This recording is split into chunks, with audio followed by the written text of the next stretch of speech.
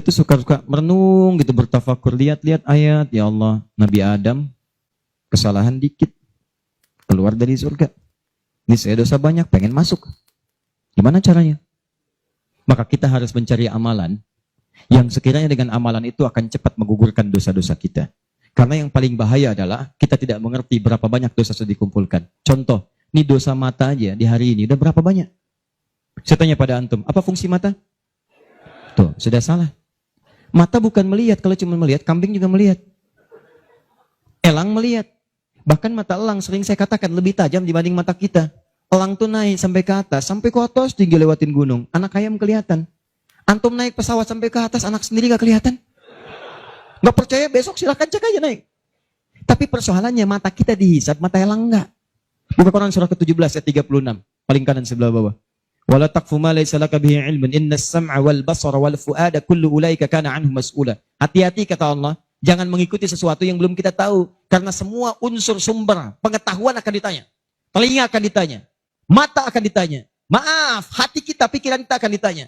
Karena ternyata, maaf, banyak dosa dikumpulkan lewat sumber-sumber informasi ini. Mata kata Allah, laki-laki, Quran surah 24 ayat 30, perempuan ayat 31. Katakan pada laki-laki yang beriman, kullil mu'minina yaghuddu min absarihim. Katakan pada pria-pria beriman, mata kalian hanya boleh dipakai untuk yang baik-baik saja. Yang tidak baik, palingkan. Dikala Allah nggak suka, kata Allah, palingkan. Berarti kalau Anda melihat sesuatu yang tidak disukai Allah, tercatat dosa di situ. Sekarang coba perhatikan. Berapa banyak dalam kehidupan baru bangun dah salah lihat. Astagfirullah. Bangun, lihat handphone. Begitu dibuka, cek status WhatsApp. Begitu yang dilihat siapa? Profil istri orang. Ada muncul gambar iklan, gambar-gambar yang buruk, konten yang tidak bagus. Berapa kali antum melihat status di media sosial dengan gambar-gambar yang tidak baik? Hari ini aja ada berapa kali tuh? Itu baru mata. Itu baru mata.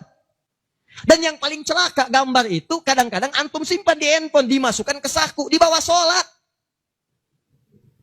Coba ketika antum sholat tuh, bawa handphone antum, terkumpul berapa banyak yang kotor di situ? Gambar-gambar yang tidak bagus, konten yang buruk dimasukin saat yang bersamaan. Enak aja antum minta kepada Allah. Rabbighfirli, warhamni, wajiburni, warfani, warzuqni. Gimana Allah memberikan rezeki kepada antum sedangkan antum datang dengan kotoran? Antum mau menghadap orang penting di dunia, datang ke tempatnya sepatu kotor, baju kotor, nginjak karpet rumahnya sengaja lagi. Apa antum diberi? Kalla. Belum masuk dari suruh keluar. Antum datang menghadap kepada Allah dengan kotoran melekat di dalam diri, bahkan dimasukin ke sakunya, minta, ya Allah, sayangi saya. Bagaimana aku bisa menyayangimu kalau kamu datang dengan maksiat yang berlumur dan tidak kamu keluarkan dari dalam dirimu? Pikiran. Tadi aja tuh sebelum taklim dimulai, berapa kali prasangkanya keliru. Ini ustadznya mana sih ya? Ini panitia bagaimana sih? Sudah datang jam 5, sampai sekarang belum ada ustadznya. Ayo. Itu baru pikiran. Diterakumulasi itu dari ujung kepala sampai dengan ujung kaki. Lisan. Saya tidak Ustaz, tidak seperti itu. Bagus. Tidak seperti orang itu tuh. Dari tadi begitu aja Ustaz itu sama. Jadi Anda bayangkan semua unsur tubuh kita dari ujung kepala sampai ujung kaki berapa banyak yang berbuat maksiat. Maka terakumulasilah dosa itu. Kadang-kadang lebih banyak daripada amal solehnya. Banyak. Seperti tangan tadi diangkat. Pertanyaan saya, di sini inti bahasan kita. Bagaimana kita menggugurkan dosa-dosa ini? Sementara kita paham waktu kita terbatas, ini akan kita tinggalkan nih. Saya mohon ya tolong jangan banyak mainnya, tolong jangan banyak main. Demi Allah saya katakan, ada banyak yang tampak. Ada yang digulung ombak, sebabnya macam-macam, gak ada ombak pun meninggal juga.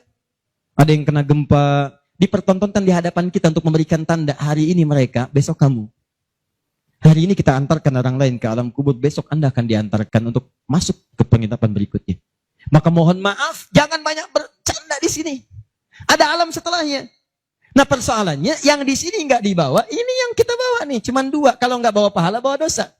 Maka sebelum kita pindah ke sini, gugurkan dulu. Karena kalau sudah pindah ke sini, tidak ada kesempatan yang kedua untuk menggugurkan ini yang telah banyak terkumpul saat di dunia. Nah, karena waktu kita terbatas, kita tidak tahu kapan akan pulang. Mungkin yang merasa sekarang hidup untuk berkepanjangan, tiba-tiba pulang dari sini, mungkin pulang menghadap Allah Subhanahu wa Ta'ala. Pertanyaannya, Ustadz, apakah ada amalan yang sifatnya cepat, singkat, tapi pahalanya begitu banyak melimpah untuk bisa menutup dosa-dosa yang berlumur yang pernah kami kerjakan? itulah yang akan kita bahas pada malam hari ini. Jadi, ini inti bahasa yang akan kita keluarkan, amalan cerdas dengan pahala melimpah untuk menutup dosa-dosa yang kita kerjakan dalam waktu yang cukup singkat. Paham sampai sini? Nah, ini mukaddimah kedua, baru kita masuk pada isinya. Saya coba hapus dulu ya. Biar saya aja, biar pas ngapusnya. Ya. Nah, ini caranya mas. Nah, apa-apa, ini biasa. Kedatangan pertama, datang sendiri, nangis sendiri, nulis sendiri, ngapus sendiri. Ya. Kadang dibantuin, salah hapus, kita tulis lagi. Luar biasa.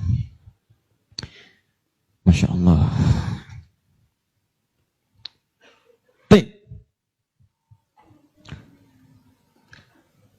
Amalan itu banyak. Salat, sedekah, infak, dan amal lainnya. Tapi persoalannya, waktu kita terbatas. Begitu mengerjakan, ada yang wafat. Begitu belum mengerjakan, ada juga yang meninggal. Sekarang kira-kira, yang pahalanya banyak saat dikerjakan, yang kalau itu didapatkan, dosa-dosa banyak dihapuskan. Jadi kalau yang tadi biasa ngapus satu ini langsung. Begitu dikerjakan, wah 1000 pahala datang, 1000 dosa gugur. Apa saja amalan itu? Kita mulai. 1. Semua amal kebaikan yang kita kerjakan, yang jadi amal saleh, bernilai hasanah, itu dalam fikih disebut dengan sedekah namanya. Ya, saya kasih konsepnya dulu, supaya paham. Kullu ma'rufin sedekah. Setiap perbuatan baik itu namanya sedekah. Itu nama umumnya sedekah. Salat sedekah, zakat sedekah, infak sedekah. Bahkan bahasa Al-Quran disebut juga dengan sedekah. Contoh, zakat ketika disebutkan dalam Al-Quran namanya sedekah. Ya, Quran surah ke-9 ayat 103. Khudh min amwalihim sedekah. Ambil zakat dari harta mereka, tapi disebutnya dengan sedekah. Ya, dikeluarkan pada 8 golongan sedekah. Ayat ke-60-nya, innamas sedekatu lil fuqara. Infak sedekah. Buka Quran surah kedua, ayat 264, paling kiri sebelah bawah. Ya ayyuhalladzina amanu, la tubtilu sadaqatikum bil manni wal adha. Jangan kalian batalkan sedekah-sedekah kalian dengan perbuatan yang merusak. Apa contohnya? Kalladzi yunfiqu malahu ria'an nas, seperti orang infak yang ria. Jadi infak disebut dengan sedekah. Di semua perbuatan baik kita, salat kah, haji kah, umrah kah, puasa kah, semua namanya sedekah dalam fikih. Nah, sedekah ini kemudian oleh Nabi dibagi kepada 2 bagian. Ya. 1, ada sedekah yang saat dikerjakan itu pahalanya terus ngalir tuh. Terus mengalir. Bahkan dahsyatnya, maaf sekali, orangnya wafat pun tuh pahalanya terus datang sampai dengan kiamat. Di sepanjang di muka bumi ini belum kiamat, maka pahala akan terus datang, ngalir. Dalam bahasa Arab sesuatu yang mengalir disebut dengan jariyah. Maka muncul istilah sedekah jariyah. Sedekah jariyah. Ya, maaf, asalnya bukan amal jariyah, sedekah jariyah. Ya, sedekah jariyah, bukan istilahnya amal jariyah. Sekarang kalau mau nyebut amal jariyah pun dibenarkan. Cuma kalau di Arab, amal jariyah itu begini nih. Ya, kalau di Arab sekarang, antum jalan, tiba-tiba sedang ada perbaikan, ada lubang. Maka sedang diperbaiki, ini ada tulisan kasih papan, afwan amal jariyah, amal jariyah. Maaf, ada pekerjaan jalan mengganggu Anda lewat. Di Arab itu amal jariyah itu pekerjaan sedang berlangsung mengganggu orang lewat. Sekarang begitu. Ya. Makanya kalau ada orang naik ke bis bawa kotak gitu kan, mau minta-minta maaf Pak, amal jariyah, betul, ganggu orang lewat. Ya. Benar secara bahasa, tapi secara makna ini yang paling tepat. Yang kedua, ada yang sifatnya sedekah thabitah.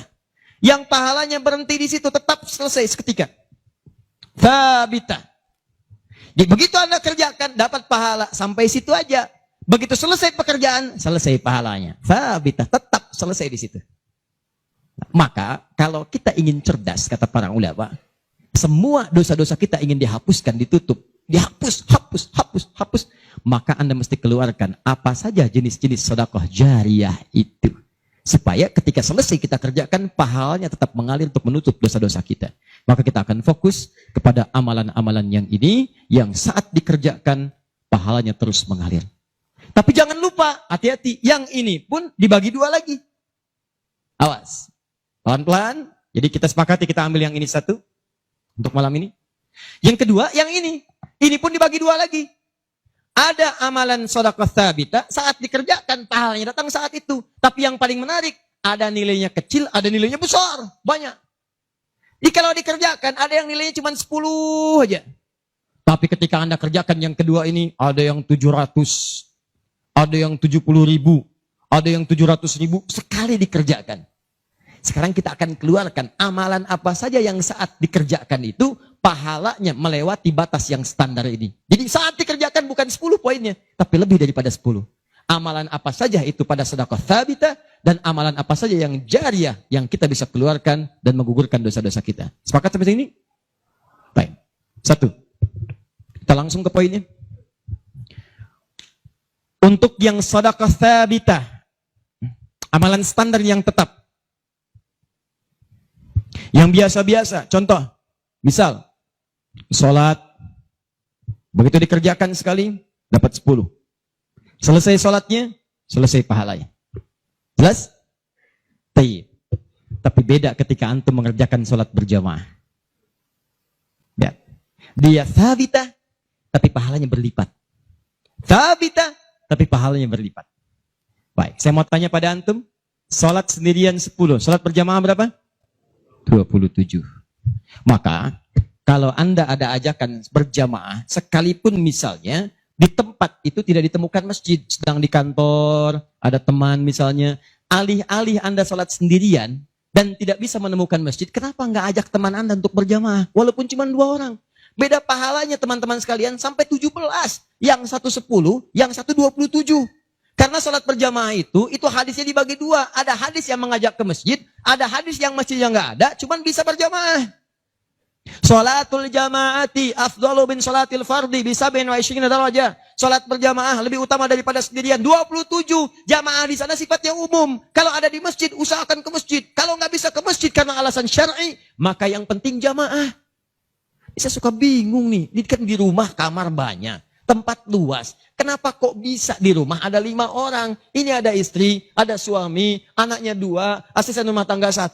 Kok bisa ini sholat di kamar yang ini sholat di kamar yang ini sholat di ruangan yang ini? Kenapa di rumah itu nggak kumpul satu tempat berjamaah? Pahalanya 27. Satu kedua, 500 tahun. 2 ketiga, 500 tahun. Jadi kalau antum sedang lupa-lupa tuh, ingat-ingat dosa. Daripada milih sendirian cuma 10, berapa dosanya pada saat itu? Boleh jadi pahala sholat antum 10, tapi dosanya pada hari itu 20. Tuh. Bagaimana cara nutupnya? Maka biasakan naikkan. Jamaah. 1, sholat berjamaah. Karena itu panggilan-panggilan sholat dalam Al-Quran seringkali menggunakan bentuk jamaah. Silahkan cek. Panggilan sholat pertama Al-Baqarah ayat ketiga. Alladzina yu'minuna bil ghaib wa yuqimun, tunaikan dengan orang banyak, bentuk jamak. Mereka tunaikan dengan orang banyak, kerjakan dengan banyak orang. Makanya kalau bisa berjamaah, kenapa mesti sendirian? Jelas sampai sini? Kalau antum ke masjid, itu lebih banyak lagi. Tadi sudah saya jelaskan, datangnya dapat 25, masuk masjidnya, i'tikafnya, macam-macamnya. Makanya kalau sudah ada panggilan jamaah untuk ke masjid dan antum bisa mengerjakannya, demi Allah saya katakan, jangan tinggalkan. Jangan tinggalkan. 1. 2. Saya sebutkan yang banyak saja supaya agak cepat. 2. Membaca dan menghafalkan Al-Quran. Membaca dan menghafalkan Al-Quran. Amalan kelihatannya sederhana, tapi pahalanya begitu berlimpah. InsyaAllah. Tahan sebentar. Tadi kalau sholat sendirian, berapa pahalanya? 10 sholat. Baca Quran, bukan sekali baca, 1 hurufnya 10. 1 huruf. Dalilnya At-Tirmidzi, nomor hadis 2910. Perhatikan kalimatnya. Man qara'a harfan min kitabillahi falahu 10 hasanat. Siapa yang bisa membaca 1 huruf saja dari kitabullah, dia mendapatkan padanannya 10 kebaikan. Nanti saya tuliskan rumusnya nih. Lihat baik-baik, ini enggak sembarangan dia, ini enggak sembarangan. Siapa yang baca 1 huruf saja dari Al-Quran, dia akan mendapatkan 10 kebaikan setiap hurufnya. Walam akul alif lam mim harfun. Saya tidak katakan tulisan alif lam mim itu satu huruf, bukan. Alif lam mim dibaca satu huruf, bukan. Walakin alifun harfun, lamun harfun, mimun harfun. Tapi setiap alifnya 10, lam 10, mim 10. Walikuli harfin asyru hasanat. Dan setiap antum bacakan satu hurufnya 10 kebaikan, 10 pahala. Jadi kalau saya bacakan alif lam mim, dapat berapa? Belum tentu. Belum tentu. Lihat sini, saya tunjukkan cara bacanya. Sebagian kita mengira itu kecil, tapi menurut Allah itu luar biasa. Perhatikan baik-baik. Lihat sini. Tahan. 1, 2, 3. Baca. Alif lam mim. Baca lagi, Pak. Bagus. Ada lagi yang bisa dengan tajwidnya yang lebih bagus? Siapa lagi? Boleh, silakan angkat tangan.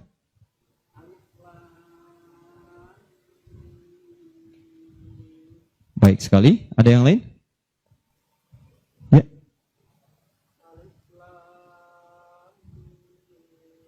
Bagus. Dikit lagi. Ada yang lain? Satu lagi. Masya Allah.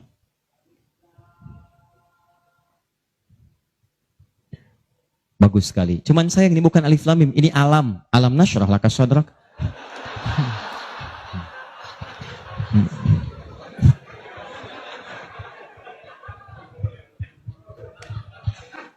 Saya mau katakan, kalau Quran ini seperti tuduhan orientalis dan orang-orang menuduh Quran buatan Nabi Muhammad, padahal dulu tidak ada harakatnya, maka semua kalimat ini yang tertulis begitu akan dibaca sama. Tapi Masya Allah, yang satu alif lam mim, yang satu dibaca alam. Alam nasyrah laka sadrak. Alam tara kaifa fa'ala rabbuka bi ashabil fil. Tapi tiga-tiganya memiliki kesamaan dalam bentuk tulisan. Perhatikan baik-baik. 1, 2, 3. Kata Nabi, lihat. Jangan katakan alif lam mim satu huruf, tapi alifnya 1, lamnya 1, mimnya 1. Walikuli harfin asyru hasanat. Setiap hurufnya 10 kebaikan. Jadi kalau saya bacakan alif lam mim, ada berapa huruf? Kalau hitungan kita biasa, maka kita akan lihat 1, 2, 3. Tapi kalau antum belajar ilmu arud itu diantaranya ilmu salah satu ya, untuk bisa menuliskan apa yang diucapkan, bukan apa yang tertuliskan lewat simbol. Dan itulah teman-teman sekalian menjadi ukuran banyaknya pahala yang kita dapatkan. Tahan. Di ilmu bahasa Arab ada 4 cabang ilmu. 1 nahwu, 2 sharaf, 3 balaghah, 4 arud. Ini yang utama. Arud dibagi ke 16 cabang lagi, namanya bahar. Ada bahar tawil, ada rajaz, ada madid, ya dan seterusnya. Tawilun lahu dunal bukhuri fadailu, fa'ilun mafa'ilun, fa'ilun mafa'ilun. Rajas, mustafilun, mustafilun, mustafilun, mustafilun, mustafilun, mustafilun. Alfiyah itu Ibnu Malik rumusnya rajas. Kalamuna lafdhun mufidun kastaqim, wasmun mafi'lun thumma harfunil kalim, wahiduhu kalimatun wal qawlu am, wa kalimatun biha kalamun qad yu'am, bil jardi wat tanwini wan nida wa al, mustadin ismi tamyizun hasal, bita fa'alti atat wa ya if'anli, wa nunik balanna fi'lun yanjalli. Itu rumusnya rajas. Tapi jangan antum heran, banyak orang mendalami kaidah ini untuk membuat puisi Arab. Lupa kalau ilmu ini bisa digunakan untuk membaca hadis-hadis Nabi. Dalam ilmu arud, jangan antum menghitung apa yang tertulis, tapi hitung bagaimana itu dibaca lewat bunyi yang terdengar. Perhatikan baik-baik. Ini tadi huruf apa? Alif. Maka cara menulisnya begini. Alif. Kata Nabi, alif. Nih. Berapa huruf? Setiap hurufnya 10. Jadi dari sini saja ada 1, 2, 3. Dapat berapa? Belum tentu. Karena ini hamzah. Oh. Ha, mim, zal, ta. 1, 2, 3, 4. Jadi dari sini aja ada berapa? Belum tentu kan ini ha tuh. Ha, un 3. Anda yang suka menghitung, maka akan mendapatkan pahala sesuai hitungan. Anda yang berniat ikhlas karena Allah, maka Anda akan mendapatkan lebih daripada apa yang Anda hitung. Rumus ini ditemukan di Quran surah kedua ayat 261. Paling kiri sebelah atas.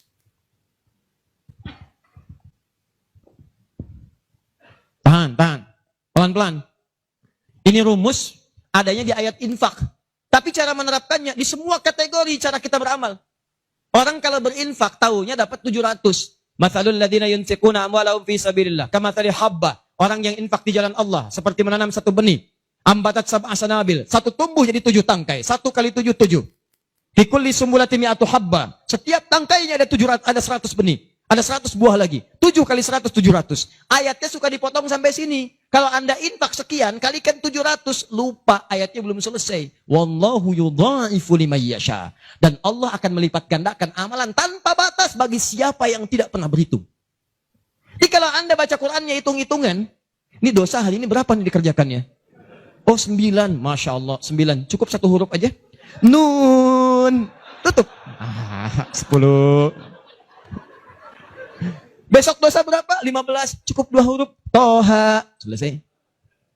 Kalau Anda ngitungnya begitu, maka diberikan sesuai hitungan. Tapi kalau Anda tidak pernah berhitung, Allahu Akbar. Anda tidak tahu alif lam mim itu mungkin nilainya 30, mungkin 300, atau bahkan 3 juta, atau lebih daripada itu. Makanya kami sarankan, kalau Anda bisa mendekat kepada Al-Quran, maka tolong agendakan setiap hari. Semua sahabat itu punya agenda, Pak. Antum kenal gak Utsman bin Affan? Oh, iya. Situ tidak senang ngangguk. Coba di Semarang kenal Utsman bin Affan. Luar biasa. Tapi nggak apa-apa, masih bagus. Kemarin saya baru dari Sukabumi, Hubud Dunia. Ada yang kenal Fir'aun. Ini masih untung Utsman. Tuh lihat ya. Utsman itu bukan cuman cerdas dalam urusan bisnis dunia, tapi tijarah akhirat itu luar biasa. Utsman paham, saya di dunia boleh kaya, tapi di akhirat bagaimana status saya? Maka beliau siangnya mengumpulkan harta dunia untuk ibadah, malamnya mengumpulkan pundi-pundi akhirat. Demi Allah saya katakan, Utsman itu di antara sahabat yang disebutkan oleh Imam An-Nawawi bersama Abdurrahman bin Auf, bersama Tamim Ad-Dari, yang diikuti kemudian oleh Imam Asy-Syafi'i generasi setelahnya, jauh setelahnya, itu punya amalan kalau malam terbiasa menghatamkan Al-Quran dalam tahajudnya. Khatam Quran. Kaya, sahabat Nabi, menikahi 2 putri Nabi. Satu meninggal, dan menikah lagi. Disebut Dzun Nurain. Kayanya luar biasa. Asetnya setelah 15 abad sampai sekarang masih ada. Yang hebat, siang-siang jadi orang kaya, malam-malam jadi hamba yang sangat taat dan kaya akhirat. Coba, bandingkan dengan kita sekarang. Menantu Nabi, bukan. Kaya, nggak sekaya Utsman. Tuh, status dunia belum sempurna. Status akhirat masih belum maksimal. Ya antum sebetulnya maunya apa? Utsman sholat malam, ngikut Nabi, kaki bengkak. Antum pengen ke surga Firdaus malam, mata bengkak. Ya. Ini. Ayo update. Ustadz, tapi kan saya belum lancar. Tambahkan hadisnya, lipatkan nomor hadis 2920. Awas, lihat kalimatnya. Walladzi yatata'ta wa huwa alaihi syaq falahu ajran. Siapa yang memulai menghafal, membaca, siapa yang mulai membaca Al-Quran tidak lancar, terbata-bata bacanya, mengejaknya. Orang baca alif lam mim, dia alif lam mim, falahu ajran, maka dia mendapatkan 2 kali lipat dari orang yang lancar. Orang lancar misal 30, dia 60. Terima kasih ya Allah, kalau begitu besok saya nggak lancar aja bacanya. Oh, bisa. Itu tidak lancar yang direncanakan. Yang lancar diikuti oleh malaikat ma'asyafaratil kirabil bararah. Yang belum lancar diapresiasi karena perjuangan kesungguhannya, bacaannya dapat nilai, perjuangannya mendapatkan nilai di sisi Allah Subhanahu wa ta'ala. Karena itu saya sarankan, maaf, mulai sekarang antum bikin kurikulum. Nih, satu tadi, bikin tabel begini. Nih, saya katakan pada teman-teman juga yang di Bekasi, yang di Jakarta, ya, saya kasih 2 amalan dulu nih. Mulai sekarang, antum bikin begini. Tahan ya, teman-teman sekalian. Nanti saya sampaikan bagaimana seorang Mu'adz, orang Mesir, baru kecil belum balik sudah menyiapkan amalan ini. Punya program. Nih, harinya, nomor. 1, 2, 3, dan seterusnya. Ini misalnya harinya apa besok. Amalannya apa? Mulai dengan sholat di sini, jamaah. Ini tadi bacaan Al-Quran. Kalau bisa, saya sarankan setiap hari mulai menghafal, walaupun cuma 1 ayat. Usahakan menghafal. Demi Allah saya katakan, pahala menghafal Quran lebih banyak daripada baca. Paling minimal 4 kali lipat. Karena itu ayat menghafal disebutkan 4 kali dibandingkan ayat baca. Silahkan cek Quran surah ke-54. Ayat 17, ayat 22, ayat 32, ayat 40. Saya ulangi, ayat 17, ayat 22, ayat 32, ayat 40. Ada? 17, 22, baik. Kemudian 32 dan 40. Kenapa ketawa? Benar kan? 4 ayat 17, ayat 22, kemudian ayat 32 dan 40. 17, 22, 32, 40. Berapa kali disebutkan? Walaqad yassarnal Qur'ana lidzikri. Sungguh telah kami mudahkan Al-Quran untuk dihafalkan, diingat. 4 kali disebutkan. Ya, maka ada yang menyebutkan menghafal Quran itu keutamaannya 4 kali dibandingkan dengan sekadar membaca. Baca. Orang baca itu biasanya cuma sekali. Dzalikal kitabu la raiba fihi hudal lil muttaqin. Sekali. Tapi orang menghafal jangan harap sekali. Dia akan terus mengulang. Dzalikal kitabu la raiba fihi la raiba fihi Dzalikal kitabu la raiba fihi Dzalikal kitabu la raiba fihi hudan lil muttaqin Dzalikal kitabu la raiba fihi hudan lil muttaqin Dzalikal kitabu la raiba fihi hudan lil muttaqin. Pertanyaan saya, berapa banyak pahala didapatkan? Berapa huruf dia bacakan? Makanya kalau antum ingin melipat gandakan pahala dengan banyak, dalam satu hari antum punya agenda. Boleh antum baca, misal target sehari saya baca misal 1 halaman dan hafalkan 1 ayat. Kalau antum sudah punya kebiasaan begitu, demi Allah saya katakan, Allah akan merubah keadaan hidup anda jadi lebih nyaman. Tidak cukup dengan amin. Baca, hafal. Wah, Masya Allah. Syukur-syukur begitu sedang sholat berjamaah, minta sujud, terus meninggal gitu kan. Wah, itu paling enak. Mau begitu? Di subuh ya. Itu pun kalau tiba ajalnya. Ya, bacaan Quran lebih lebat lagi. Ya, jadi kalau antum bisa seperti itu, nanti bonusnya banyak. Di alam kubur, jasadnya akan utuh. Dan di akhirat diberikan mahkota.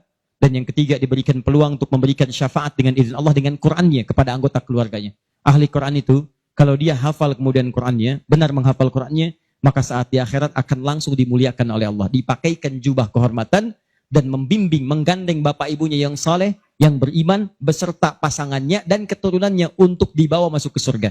Itu ada di Quran surah ke-35 ayat ke-33, ditafsirkan dengan Quran surah ke-13 ayat 23 sampai 24 dengan awal kalimat yang sama. Jannatu 'adnin yadkhulunaha. Ada para penghafal Quran masuk surga Aden di Quran surah 35 ayat ke-33. Jadi masuknya dari surga Aden menuju tingkat surga yang paling tinggi. Tertingginya apa? Banyak. Nanti ada dengan para nabi. Ada orang yang sesurga dengan para nabi di Quran surah ke-4 ayat ke-69.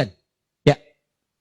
Wa may yuti'illaha wa rasul fa ulaika ma'al ladzina an'ama Allahu 'alaihim minan nabiyyin. Ada orang-orang yang masuk surga, orang taat kepada Allah dan Rasul. Taat sekali. Saat di surganya, semua dengan Nabi. Sesurga bersama semua Nabi. Jadi ada beberapa Nabi, ada semua Nabi. Kalau beberapa Nabi, namanya Anbiya. Makanya di surah Al-Anbiya, surah ke-21, dikisahkan beberapa Nabi. Tapi kalau semua Nabi, itu Nabiyin namanya. Dari Nabi Muhammad SAW sampai Nabi Adam. Ada semua.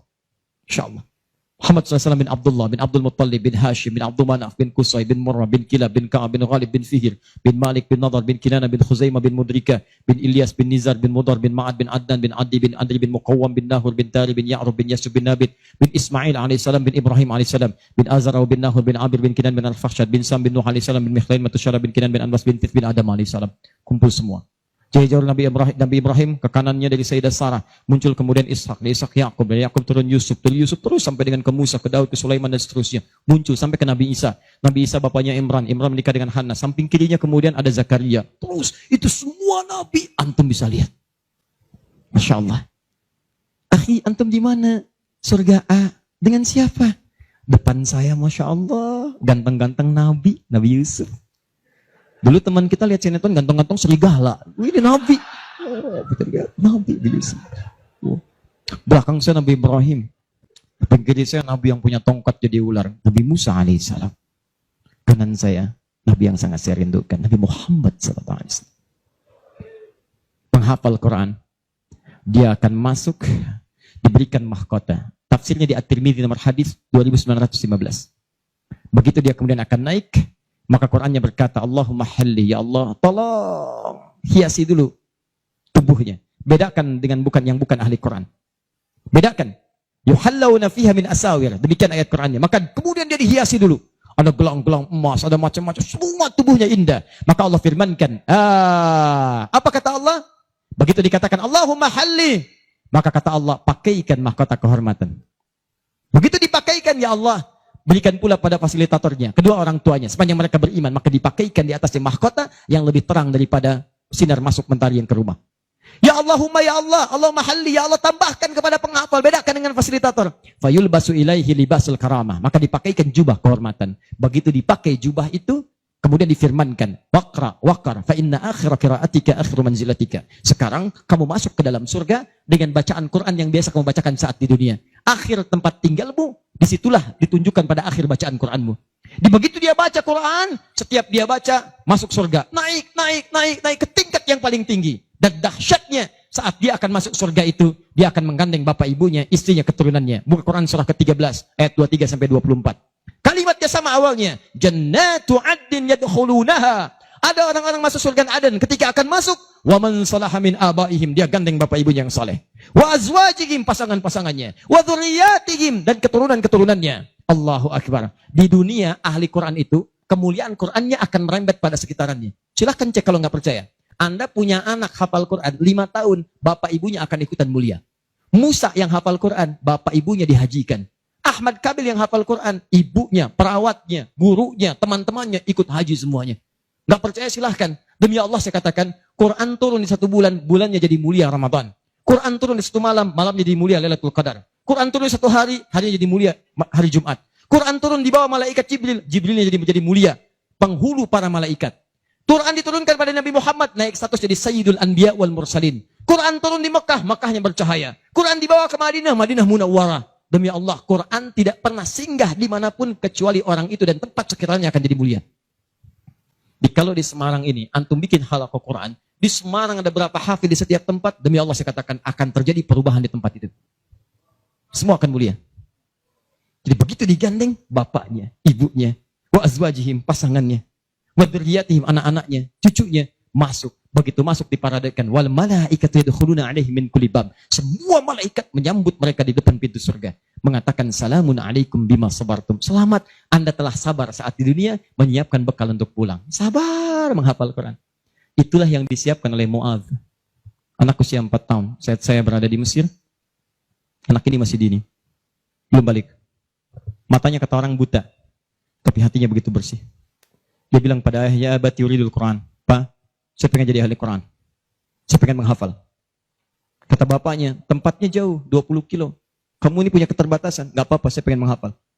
Dia belum cerita kenapa dia mesti menghafal. Begitu bapaknya melihat tekadnya kuat, maka dari motor sederhananya dimodifikasi. Depannya dashboardnya diperbaiki. Supaya bisa menyimpan catatan Quran. Lembaran-lembaran mushaf. Jadi begitu berangkat tidak ingin ada waktu yang sia-sia. Di jalan, beliau kemudian di jalan kadang melihat ke bawah. Bacakan Quran, anaknya dengar. Bacakan Quran, anaknya dengar. Begitu sampai di tempat belajar, dia tinggal mendengarkan syekhnya. Perbaiki, baca lagi. Setoran, pulang. Yang paling menarik, setelah berapa lama, anaknya hafal Quran yang tidak melihat diantar hafal Quran, bapak yang mengantar belum hafal. Tapi yang dahsyat, ingat baik-baik. Berlaku hadis Nabi di sini. Siapa yang memfasilitasi pada kebaikan, maka dia mendapat pahala yang sama dengan yang mengerjakan tanpa dikurangi sedikit pun. Itulah hikmahnya dalam ilmu hadis. Kenapa setiap anak ketika meriwayatkan hadis, nama anaknya dihilangkan, nama bapaknya disebutkan. Antum pernah dengar Ibnu Abbas? Nama aslinya Abdullah. Kenapa Abdullahnya dicoret? Disebutkan Abbas bapaknya. Ibnu itu anak laki-laki. Abbas bapaknya. Anaknya Abbas. Ibnu Umar, nama aslinya Abdullah. Abdullahnya dicoret. Disebutkan bapaknya Umar. Kenapa disebutkan nama orang tua, nama anaknya dihilangkan? Para pakar hadis itu luar biasa. Untuk menunjukkan bahwa amalan anak ini hasil didikan orang tuanya. Yang begitu diamalkan hadis ini, bukan cuma anaknya, bapaknya pun dapat bagiannya. Abbas itu pengusaha, Abbas itu pedagang, sibuk luar biasa, masih sempat mampir ke majelis Nabi. Cuman nggak selamanya bisa di situ karena ada kesibukan berbisnis. Maka beliau menginvestasikan anak bungsunya, namanya Abdullah kecil untuk belajar di majelis Nabi. Boleh saya nggak ikutan, tapi anak saya mesti ikut untuk menyampaikan ke keluarga. Maka disimpan di situ. Anaknya masih muda, kecil, dengar, kadang merangkak, kadang main dan seterusnya. Tapi tahukah Anda? Begitu Nabi wafat, anak itu usia 13 tahun. Nabi wafat sudah hafal 2000 hadis. Yang mesti Anda tahu, setiap beliau meriwayatkan hadis, dibuang kalimat Abdullahnya, disebutkan Abbasnya. Karena peran ayahnya yang mendidik dengan baik, maka setiap hadis ini disebutkan Abbasnya dapat, Abdullah kecil dapat. Semuanya dapat. Demikian dengan Quran. Bapaknya mengantar, belum hafal, anaknya hafal. Begitu sudah hafal, di sini saya mau sebutkan. Perhatikan baik-baik. Datang reporter Kuwait. Dengar kisahnya. Begitu ditanya, kenapa Anda tidak mau menghafal Quran? Perhatikan jawabannya. Nih, yang mau saya katakan. Saya menghafal Quran untuk mencari bekal bagi saya pulang. Saat saya menghadap kepada Allah sendirian, tangan saya bergetar, kaki saya bergetar. Saya tidak akan ditemani lagi oleh ayah yang mengantarkan saya dalam hafalan. Ibu saya tidak akan menemani, saudara saya tidak akan menemani. Saya akan sendirian bersama Allah. Ini anak masih kecil, mata nggak bisa lihat, belum balik, sudah punya pikiran demikian. Kalimatnya apa selanjutnya? Kata beliau, saya akan katakan di hadapan Allah dengan perasaan gemetar. Ya Rabb, jika memang bekal saya belum cukup untuk mendapatkan ridhamu sampai saat ini, maksudnya surga, maka mohon ya Allah, kurangi siksaan saya di neraka dengan Quran yang telah saya hafalkan ini.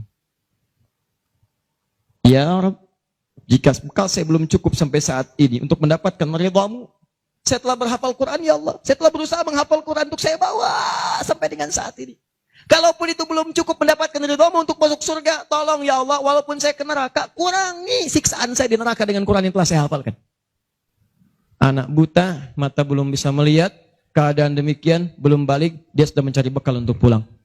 Duhai Anda yang katanya pengen ke surga, surganya Firdaus, pengen bersama Nabi, demi Allah saya katakan, dari 24 jam Allah berikan pada Anda, berapa yang sudah Anda siapkan mencari bekal akhirat? Ayo kumpulin dunia. Ayo silakan. Silakan, gak ada yang larang. Cuma satu saat Anda akan lihat siapa yang tertawa, siapa yang tertunduk lesu membawa catatan amalnya. Itu saya sarankan bagi Anda, ayo besok bikin. Nih, sholat mau di mana? Baca Quran mau berapa ayat? Hafalan mau berapa ayat? Mesti beda. Antum lahir belum hafal Quran wajar. Masa pulang pun gak ada yang dibawa? Ayo bawalah walaupun cuma satu ayat. Ya, saya satu surat Ustaz, An-Nas, tambah. Ya, jelas? Kalau sudah jelas, amalan ketiga, saya cepat. Tenang ya, katanya pengen sampai subuh. 3, saya cepat. Setelah ini saya ke ujungnya. Kita sebentar lagi berakhir. Ketiga, infak. Infak.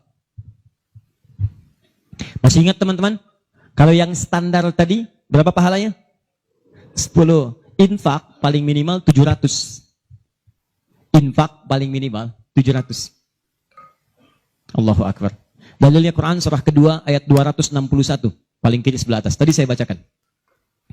Mathalul ladzina yunfiquna amwalahum fi sabilillah kamathali habbatin ambatat sab'a sanabil fi kulli sumbulatin mi'atu habba.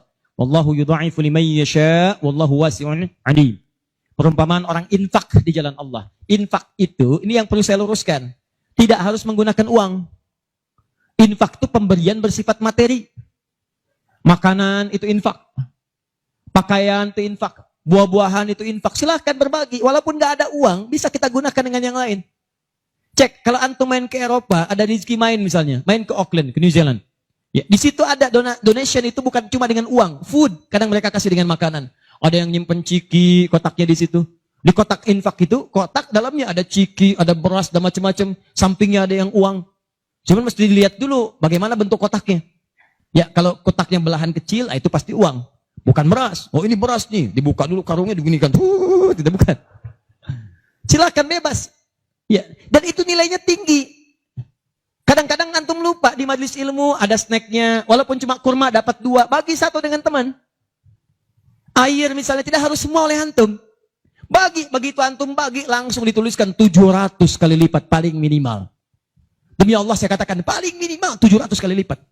Makanya zaman Nabi itu ada satu keluarga yang berlomba tuh mendekatkan diri pada infak walaupun dirinya kekurangan. Agak aneh itu cara berpikirnya. Ya, jadi kalau dibandingkan manusia sekarang nggak dapat. Saya mau tanya begini, antum di rumah persediaan, antum punya anak 2. Antum dengan istri, 1 suami, 1 istri, 2 anak. Di rumah ada persediaan makanan untuk 2 anak antum saja. Antum aja nggak makan malam itu, cuma ada anak 2. Untuk mereka, kalau nggak makan, mereka bisa nahan lapar semalaman. Tiba-tiba, antum ditawarkan oleh seseorang, ada tamu nih, mau nggak dijamu di rumah? Bisa nggak?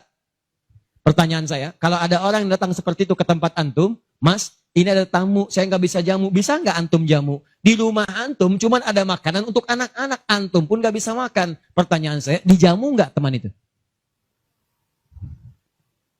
Kenapa diam?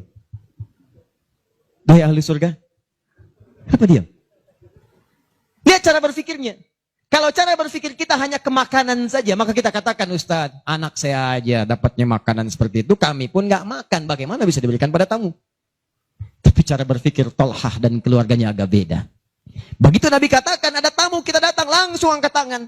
Duluan ngangkat, padahal yang lain banyak yang punya banyak makanan. Tapi cara berpikirnya, kapan lagi saya dapat 700 lebih?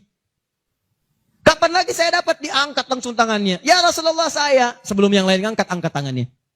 Maka diantar kemudian ke rumahnya. Sampai di rumah, istrinya dikatakan, duhai sayang, ada titipan Rasulullah. Bahasanya bukan ada tamu, ada titipan Rasulullah. Allahu Akbar. Ada titipan Rasulullah. Maka istrinya langsung membaca, saya paham. Saya bertugas menidurkan anak-anak dulu, tidurkan. Yang suaminya menyiapkan makanan.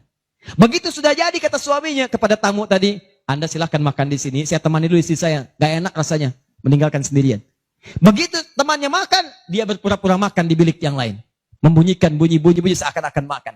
Begitu sudah kenyang, tanpa mukaddimah yang lain langsung pamit. Terima kasih sudah menjamu saya, semoga Allah berikan pahala. Pamit malam itu juga. Begitu selesai pamit, subuh-subuhnya datang menghadap pada Rasulullah pagi-pagi. Apa yang terjadi? Turun ayat Quran surah 59 ayat 9 sampai 10 itu. Walladzina tabawwa'ud dar sampai ke kalimat wa yu'thiruna ala anfusihim walau kana bihim khasasah. Tuh cara berpikirnya. Jadi kalau antum melihat peluang seperti ini enak teman-teman sekalian, banyak sekali. Tidak harus uang, pakaian, makanan macam-macam. Jadi kalau antum beli buah tuh, antum beli 5. Di rumah ada 3 orang. Berarti antum mesti sadar Allah titipkan yang 2 lagi untuk peluang infak antum. Bukan untuk antum habiskan semua. Kok bisa orangnya cuma 3, beli mangga 5. Siapa yang menggerakkan antum untuk beli 5 mangga? Orang cuma 3. Berarti yang 2 lagi, itu Allah gerakkan untuk mendapatkan pahala. Ada peluang di situ. Lu kepada siapa ya Rasulullah saya berikan? Kepada siapa ya Allah saya infakkan? Ini yang sering keliru. Kata Allah langsung turun. Fi sabilillah. Yang utama itu 5 dulu. 5. Kalau Anda temukan 5 ini, dia peluang infaknya sangat tinggi untuk diberikan. Siapa mereka ini? Ada di Quran surah kedua ayat 215. Paling kanan sebelah bawah. Yas'alunaka madza yunfikun. Mereka bertanya pada Muhammad SAW. Ya, awas, apa yang harus kami infakkan? Pada siapa? Maka turun jawaban, Qul ma anfaqtum min khair. Katakan kalau mau infak mesti yang paling bagus. Ini kaidah pertama. Awas, ada peringatan di Al-Baqarah ayat 267. Wala tayammamul khabitha minhu tunfiqun walastum biakhidhihi illa an tughmidu fi. Jangan kamu infakkan pada orang lain yang kamu tidak suka. Melihatnya aja kamu enggak suka, dikasih orang. Antum punya uang 50.000 2, 1, wah masih keras, bagus luar biasa. Masuk dompet enak dilihat. Yang kedua, wah sudah lecek, dekil of the kumel. Wah dilihat gak enak, baunya gak nyaman. Tiba-tiba ada orang lewat, Pak, sedekah Pak. Pertanyaan saya, maaf, mana yang antum berikan? Yang lecek atau yang bagus? Tuh. Ingat, kalau urusan zakat mal, berikan yang bagus. Zakat mal, pilih. Paham? 5 orang ini siapa? 1, lil walidain, orang tua. Ini orang tua ini gak pernah minta, jarang sekali. Cuman kita yang mesti paham. Kan sama, antum pun suka ngasih isyarat. Mama. Oh mau makan. Makan. Mama. Boneka. Antum setelah dewasa mesti paham. Kadang-kadang orang tua tuh gak minta. Gak pengen nyusahin anaknya. Padahal orang tua udah susah. Melahirkan susah, mengandung juga susah, merawat susah, menyusui susah. Sudah dewasa pun antum masih susahin juga. Kapan antum berbaktinya? Kadang-kadang cuma nanya, nelpon apa kabar. Padahal di rumahnya itu Masya Allah lagi kurang beras. Beras kurang, rezeki belum dibayar. Kirimkan, sebelum diminta kirimkan. Itu begitu antum kirimkan demi Allah saya katakan. Di hadis Al-Bukhari, di kitab Al-Adabul Mufrad. Bukan cuma mendapatkan lipatan pahala kalikan 700 lebih. Tapi ridha Allah turun ke tempat antum pada saat itu. Kalau sudah turun, semua doa yang antum mintakan minimal akan dijawab pada saat itu. Itu rahasianya. Kalau dengan urusan orang tua itu udah gak usah mikir. Begitu mengatakan, nah gini-gini, tenang aja mah. Walaupun gak ada, katakan, insya Allah mah selesai. Insya Allah, berusaha antum. Begitu antum dapatkan seperti orang tua mengusahakan untuk antum dulu, maka pahala dilipat gandakan, ridho turun seketika. Kejar. Wal aqrabin, kerabat terdekat. Kerabat dibagi 2. Ada yang tempatnya jauh, tapi hubungannya dekat. Punya saudara sekandung, tinggalnya di Palembang, antum di Semarang. Ayo kirimkan. Anak bibi, nggak bisa nih pendidikannya. Bantu, antum ada, bantu. Nilainya tinggi. Jangan dikira ringan. Nih, bagian kedua nanti kalau saya terangkan banyak nih. Tenang aja, kita masih sampai subuh. Nah, bagian kedua. Saya ikutin deh. Antum jual, saya beli. Ya, cuman saya beli sampai 9:30. Paham? Ayo, akrabin. Yang kedua itu, maaf. Golongan kedua akrabin bisa tetangga. Orang yang tidak ada hubungan famili secara mahram, cuma tetangga antum. Tapi kalau yang kedua ini, Allahu Akbar, indahnya Al-Quran. Cek oleh antum, silahkan cek. Walaupun beda agama, itu tetap ada peluang infak. Gak ada ketentuan ini kecuali di Quran. Gak ada aturan ini kecuali di hadis. Buka Quran surah ke-31, ayat 15, paling kiri sebelah atas. Ada anak muslim, orang tua, belum Islam, belum dapat hidayah. Kata Allah, urusan untuk ibadah, pisahkan. Orang tua jangan paksa, doakan dia, silahkan, dakwahi. Tapi urusan dunia, wasahibhuma fid dunya ma'rufa. Wa in jahadaka ala an tusyrika bima laysa laka bihi ilmun fala tuti'huma. Urusan ibadah masing-masing, kalau diajak-ajak enggak usah ditaati, tolak dengan cara yang lembut. Lembut. Tapi kalau urusan dunia, bagi.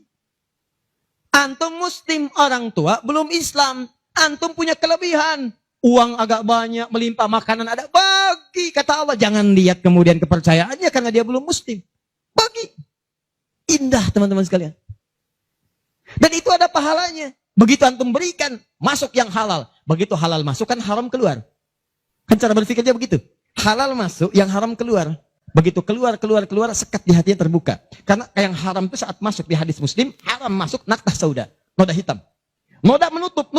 Kalau masuk jadi daging dia, antum misal, iyadzubillah, bukan antum, ada orang lain konsumsi yang haram. Yang haram masuk ke dalam mulutnya, masuk ke tubuhnya, beredar dengan darah. Jadi daging, masuk ke telinga, Quran surah 6 ayat ke-25. Wa fi adhanihim naqra, waqra, di telinganya ada sumbatan.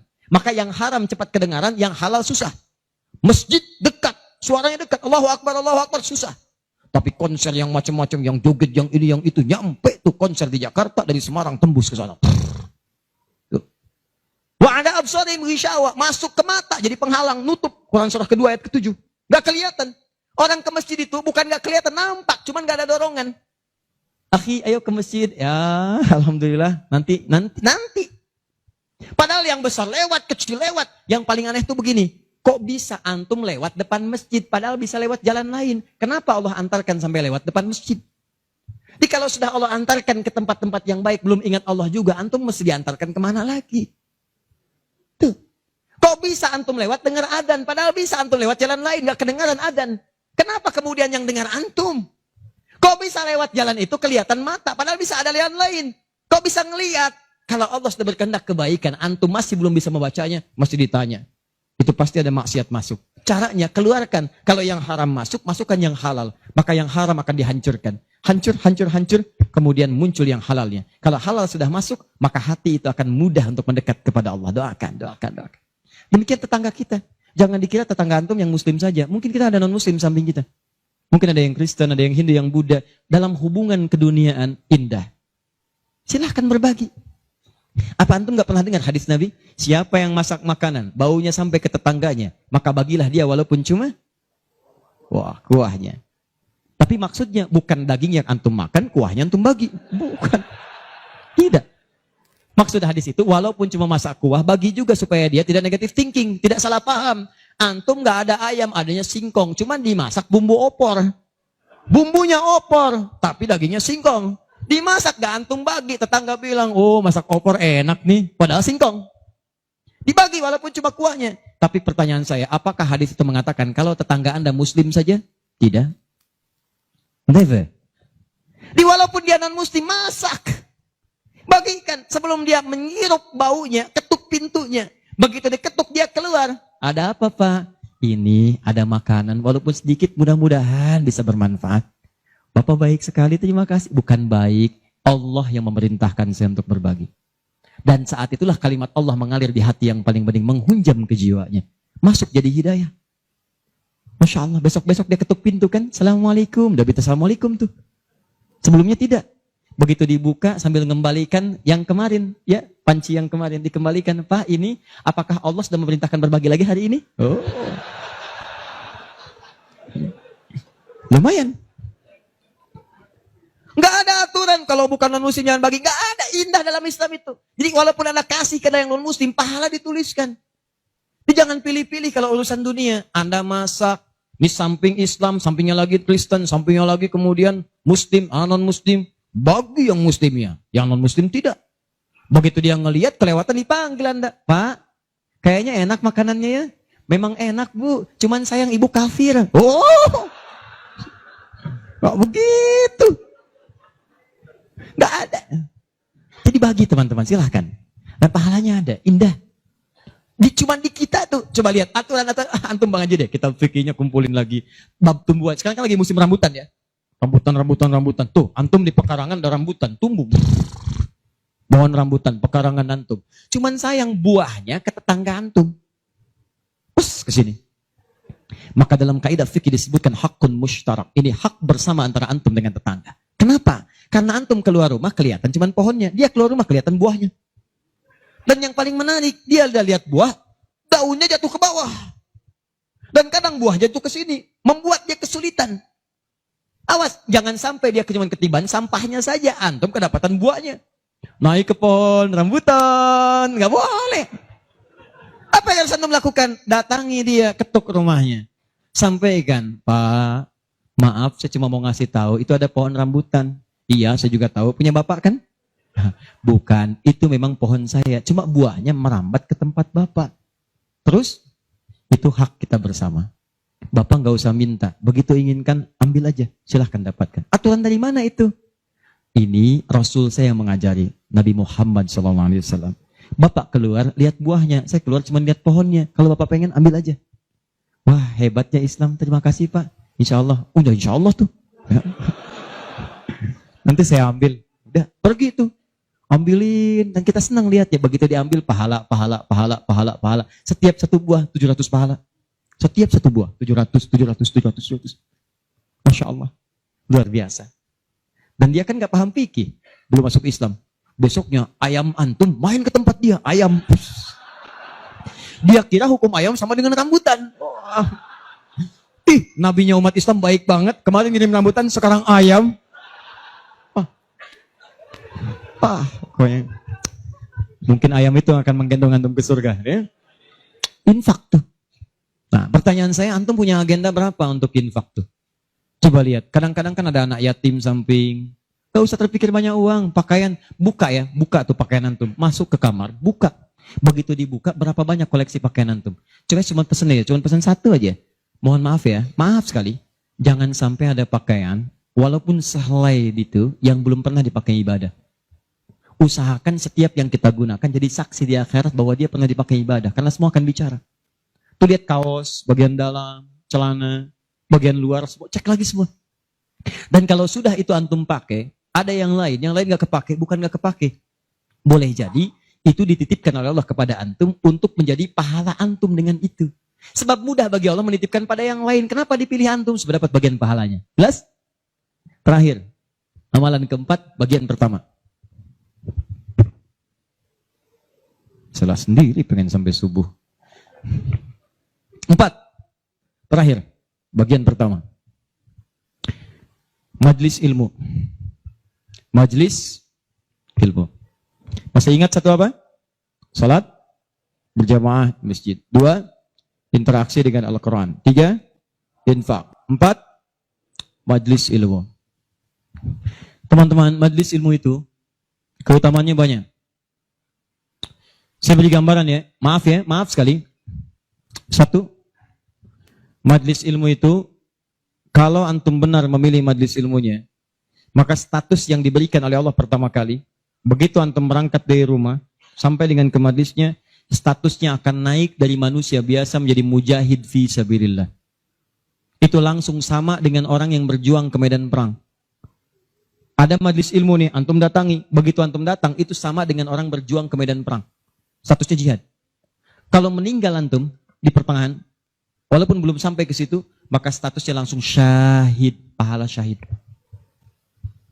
Pahalanya syahid. Majlis ilmu. 1. Berpeluang mendapatkan pahala senilai jihad.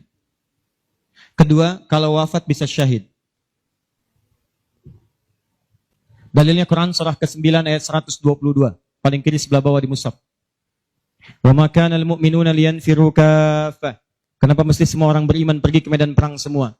Saya akan turunkan satu amalan kata Allah yang kalau kamu amalkan ini, maka statusnya akan sama dengan orang yang berjuang di medan perang. Sama persis. Apa itu? Falaula nafara min kulli firqatin minhum ta'ifa liyatafaqahu fid din. Kenapa tidak ada sementara orang di antara mereka mau datang ke majelis ilmu untuk mempelajari tuntunan agamanya? Waliyunziru qaumahum idza raja'u ilaihim la'allahum yahdharun. Dan dia mencatat pelajaran-pelajaran itu dan dia bawa pulang, dia sampaikan pada keluarga yang tidak belajar. Perhatikan baik-baik. Ayat ini mengatakan, kata Imam Mustafa Al-Maraghi, ayat ini mengatakan bahwa menuntut ilmu itu nilainya sama dengan jihad fisabilillah. Artinya kalau wafat penuntut ilmu maka status syahid. Kalau syahid maka dosa berpeluang digugurkan, amalan naik. Itu seketika pahala bisa datang dan surga. Pernah dengar seorang yang pernah membunuh 100 orang? Begitu dia mau tobat, di mana dia diarahkan? Kata ulama pada saat itu, pergi kamu ke majlis sana. Ke majlis ilmu. Disuruh ke majlis ilmu. Begitu dia berangkat di pertengahan jalannya, berangkat, meninggal di tengah jalan. Meninggal. Statusnya dalam keadaan di tengah jalan ke majlis ilmu, dia bertobat kepada Allah, diterima tobatnya. Saat berangkat itu meninggal di tengah-tengah. Ada pahalanya. Apa yang terjadi? Surga. Surga, diampuni dosa, naik ke surga. Di sini turun kemuliaan yang ketiga. Disebutkan di hadis Nabi, riwayat Ibnu Majah, nomor hadis 233. Ibnu Majah, nomor hadis 233. Rawinya sahabat Abu Darda. Man salaka tariqan yaltamisu fihi ilma, sahalallahu lahu tariqan ilal jannah. Siapa yang menyiapkan dirinya melangkah menuju majlis ilmu, maka setiap langkahnya akan langsung dituliskan oleh Allah yang meringankan nanti langkahnya ke surga. Di setiap langkah itu dihitung. Pahalanya bukan pahala biasa, ringan ke surga, ringan ke surga, ringan ke surga. Itu pahala syahid tadi. Ya, Qurannya ada di Quran surah keempat ayat 100, paling kiri sebelah bawah. An-Nisa ayat 100, Quran surah 4 ayat 100. Di ujung ayat, wa may yakhruj min baitihi muhajiran ila Allahi war rasuli thumma yudrikul maut faqad waqa'a ajruhu 'ala Allah. Siapa yang berniat merubah dirinya, ingin lebih dekat dengan Allah dan Rasulnya, kemudian dia merubah diri. Bagaimana cara merubahnya? Ulama sepakat. Pertama, datang ke majelis ilmu. Supaya punya ilmu untuk merubah diri. Jangan langsung kerjakan amalan, tapi belum tahu ilmu. Ilmu qabla al-amal. Antum beramal tanpa ilmu, celaka amalannya. Saya ingin berubah. Kemarin saya nggak pernah sholat. Saya pengen jadi hamba yang taat. Ya Allah, saya tobat. Besok saya akan sholat subuh 3 rakaat. Bisa. 2 ya 2. Paham ya? Jadi ini gambarannya. Kemudian pahala yang ketiga. Cepat. Setiap dia sudah sampai ke majlis ilmu, disebutkan oleh sahabat Ibnu Abbas radhiyallahu taala anhuma, dinukil oleh Syekh Muhammad Hashim bin Asy'ari di kitabnya Adabul Alim wal Muta'allim, bab yang pertama, paragraf yang kedua, paling kanan di pertengahan. Orang yang sudah masuk ke majlis ilmu maka pahalanya langsung dituliskan 700 kali lipat. Tanpa henti, naik terus diangkat. Dan itu berlangsung sampai diamalkan. Jadi kalau ada seorang hamba, cuman dia beramal tanpa ilmu. Dengan seorang hamba beramal dengan ilmu, beda pahalanya 700. Misal, antum masuk ke majelis ilmu nih, dapat 700. Diajarkan tentang sholat, bab sholat diajarkan. Kalau anda mengangkat tangan setelah menghadap kiblat, hadisnya, misal disebutkan di hadis riwayat Abu Dawud, nomor hadis 857. Di Al-Bukhari disebutkan, anda saya angkat tanganmu, misal sejajar dengan bahu. Ucapkan Allahu Akbar. Saat diucapkan rasakan, buang urusan semua dunia ke belakang. Buang, jangan bawa dunia. Hanya Allah yang paling akbar. Begitu antum tahu dalilnya seperti itu, caranya bagaimana, itu langsung dituliskan. Baru takbir sudah mendapatkan 700 kali lipat. Tapi kalau antum cuma sholat saja, abid, sholat, gak paham bacaan, gak paham gerakan, dituliskan cuma 10. 700 kali lipat. Ma baina darajataini khamsumi'ati sanatin. Di antara satu kedua 500, dua ketiga 500, tiga keempat 500 tahun. Majlis ilmu. 4. Di hadis yang tadi, di Ibnu Majah nomor hadis 233 dari sahabat Abu Darda, orang yang menuntut ilmu itu teman-teman sekalian langsung ya, wa innal malaikata la tadau ajnihataha ridwan bi talibil ilmi, mendapatkan ridha malaikat, mendapatkan ridha malaikat. Jadi antum jangan dikira biasa nih, dari sejak berangkat sampai ke sini itu malaikat menaungi antum, membentangkan sayapnya. Cuma memang dibuat oleh Allah gaib, gak kelihatan. Sebab kalau kelihatan gak akan jadi datang ke sini antum. Baru keluar rumah malaikat tuh begini. Siapa? Malaikat maut. Paham ya? Baik. Nah, dari semuanya ini puncaknya teman-teman sekalian, puncaknya derajat antum akan diangkat oleh Allah. Diangkat. 2. Satu, karena ilmunya. Kedua, karena imannya. Dalilnya Quran surah ke-58 ayat 11. Yarfa'illahu alladhina amanu minkum walladhina utul ilma darajat. Jadi saran saya dengar ini ada 46 majlis taklim berkumpul di sini. Ini anugerah. Tidak mudah mendapatkan itu. Tidak mudah. Di saran saya, setiap ada majlis ilmu, ayo datangi. Bagi waktu, masa dalam sepekan gak ada untuk akhirat. Dunia aja kejar dunia. Kenapa gak nyari akhirat? Gak banyak kok. Sabtu, kalau gak Sabtu Ahad, susun nih taklim siapa? Ustadz Pulan, Syekh Pulan, Habib Pulan. Cari di mana tempatnya. Tapi ukurannya 3 kata Al-Quran. Cuma 3 ini. Kalau gak ada yang 3, maka 5 kemuliaan ini tidak akan didapatkan. Apa yang 3 itu? 1, sifatnya majlis ilmu itu majlis yang memahamkan antum dalam urusan agama. Bukan menjauhkan anda dalam urusan agama. Dalilnya Quran surah ke-9 tadi ayat 122. Liyatafaqahu fiddin, membuat mereka paham tentang agama. Jadi kalau ada majlis yang hanya membuat tertawa, tidak ada isinya, bahkan menjauhkan antum dari Allah, ngolok-ngolok ayat Al-Quran, ngolok-ngolok hadis dan sebagainya, maka yang seperti itu bukan majlis yang dimaksudkan lewat ayat tadi. Jelas? Ya. 2. Syaratnya kata Allah, kalau antum ingin masuk majlis, statusnya disyahid, maka antum mesti berniat dengan benar saat masuk ke majlis ilmu untuk memahami itu dengan mencatatnya dan memahaminya. Di begitu antum paham, catat, bawa catatan itu untuk kembali sampaikan kepada orang-orang yang tidak belajar. Itu sekarang lebih mudah, share di media sosial. Antum sekarang dapat 1 hadis, share. Begitu di-share ada daripada share yang tidak jelas. Bikin status. Semarang mendung aja bikin status. Hari ini Semarang mendung, emang kenapa? Apa dengan status antum akan berubah jadi cerah? Tidak ada.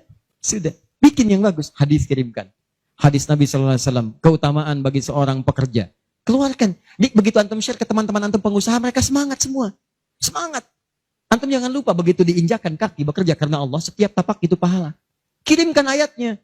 Kawan-kawan, Quran surah ke-4 ayat 34. Berita gembira untuk kita. Niatkan yuk karena Allah. Begitu di-share, mereka lihat 10 orang meniatkan karena Allah. Antum dapat bagian pahalanya tanpa dikurangi sedikit. Kirim. Jelas? Nah, ini kalau gitu antum kurunkan majlis ilmu mana di sekitaran Semarang, siapa ustadznya, siapa syekhnya yang bisa mengangkat iman, bukan cuma datang, bisa mengangkat ilmu. Ya, lihat. Ini saya sedikit detilkan nih. Maaf ya, sedikit aja. Saya sedikit detilkan. Mengangkat ilmu dan iman itu bersamaan disebutkan. Yarfa'illahu alladhina amanu minkum walladhina utul ilma darajat. Jadi kalau ada majlis imannya mengangkat tapi ilmunya tidak, maka ini pun belum seimbang. Atau ilmunya luas tapi iman gak keangkat. Ini jadi masalah. Apa ciri orang terangkat imannya? Maka dia gemar menunaikan amal soleh. Maka jika anda menemukan majlis-majlis mendorong anda mengerjakan amal soleh, ikuti majlis itu. Dan saya katakan pada anda, kalau materi saya tidak membuat anda dekat dengan Allah, membuat anda terbuah untuk beramal soleh, tinggalkan saya. Cari ustadz yang lebih baik. Saya bukan ustadz seperti yang disyarat oleh Al-Quran. Cari majlis lain. Tapi cari ustadz-ustadz yang membuat anda dekat dengan Allah. Cari. Kedua, ilmu anda meningkat. Ilmu meningkat itu apa cirinya? 2 cirinya. 1, dengan ilmu itu memudahkan anda ibadah. Misal, sholat. Belajar sampai paham bacaan dan gerakan sholat. Supaya mudah ibadahnya, khusyuknya dapat. Ini kan ada sindiran di Quran. Kata Allah, banyak orang sholat gak paham bacaan dan gerakan sholat. Ayo jujur, katakan pada diri sendiri. Sampai sekarang malam ini, berapa persen bacaan sholat yang antum pahami? Jangan-jangan anda sholat tapi gak ngerti yang dibaca. Bagaimana bisa khusyuk? Ruku gak ngerti, sujud gak paham. Bagaimana bisa khusyuk sholatnya? Antum minta rizki, isa aja 4 kali. Warzukni, minta rizki. Habis sholat minta lagi. Ya Allah mohon berikan aku rizki. Yang tadi apa saat sholat? Warzukni. Ya bagaimana kita bisa mengerti apa yang diucapkan kalau kita tidak belajar? Makanya cari. Nak mengerti itu bahasanya faham. Fikih. Makanya ada kitab sholat namanya fikih sholat, fikih umrah, fikih haji. Belajar sampai paham. Tuh lihat berapa banyak sekarang yang umrah tapi nggak paham yang dikerjakan. Putar. Sekarang kadang suka sedih gitu. Apalagi banyak yang ria. Ria itu kan menggugurkan amalan. Begitu disampaikan habis amal. Ini ada yang jual kebun, jual tanah nyampe sana nggak ada nilainya. Sekarang orang aja tawaf sampai live. Subhanallah, alhamdulillah. Kelihatan di sana, kelihatan. Pindah kiri, la ilaha illallah akbar. Tuh, kenapa nggak dipahami? Dan tawaf itu indah. Kalau antum benar tawafnya, dijanjikan oleh Allah doa apapun seketika dikabulkan. Itu rahasianya di Quran surah 19 ayat ke-47 sampai dengan 49. Ada rahasianya. Makanya kenapa dari Hajar Aswad ke Maqam Ibrahim? Itu doa intinya. Subhanallah, Alhamdulillah, wala ilaha illallah, Allahu Akbar. Dari makam Ibrahim sampai rukun Yamani, bebas mau pakai bahasa apapun. Nanti dari rukun Yamani, pakai dengan Hajar Aswad, kenapa menggunakan Rabbana atina fid dunya hasanah? Itu ada maknanya. Bebas antum. Mau pakai bahasa Indonesia juga silakan. Mau pakai bahasa Jepang, bahasa Sunda, bahasa Jawa, bebas silakan. Minta. Kadang kasihan, minta enggak, yang dibaca enggak paham dan sebagainya. Ada tuh dulu waktu saya tugas di Saudi 2010. Ini hebat walaupun tidak harus ditiru begitu caranya, tapi dia benar. Dia minta dengan bahasanya. Di multazam dia mau, ya Allah, hamba mohon ya Allah, hamba datang ke sini minta, enggak banyak, cuman minta berikan jodoh. Hamba belum menikah ya Allah, mohon karuniakan jodoh terbaik. Depan Ka'bah di multazam, tiba-tiba datang perempuan tinggi, putih, hidungnya mancung, langsung ditunjuk kasih contoh. Kayak gini ya Allah. Saya beneran tuh, nggak bercanda. Tapi apa yang terjadi? Karena dia minta yang dibutuhkan, dia paham apa yang dibacakan, dikabulkan oleh Allah, pulang nikah, walaupun bukan dengan yang tadi. Menikah. Ada lagi yang lain, gelantungan di multazam, langsung mengatakan, ya Allah, hamba datang ini banyak hutang, engkau pasti tahu hamba ya Allah, engkau mengerti hamba, kesini pun hamba ngutang, kalau tidak percaya, ini catatannya ya Allah. Benar. Pulang lunas gitu kan. Nah dia ngerti yang dibaca. Kadang-kadang kita kerjakan sesuatu yang kita pahami, makanya yuk ngaji sampai paham. Enak kalau sudah begitu.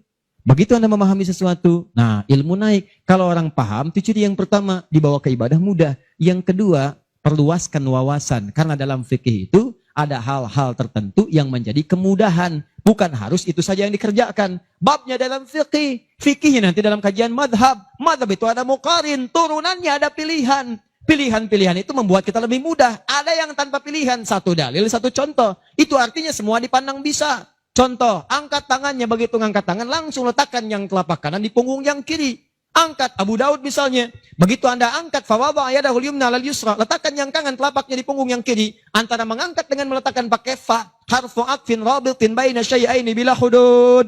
Paham?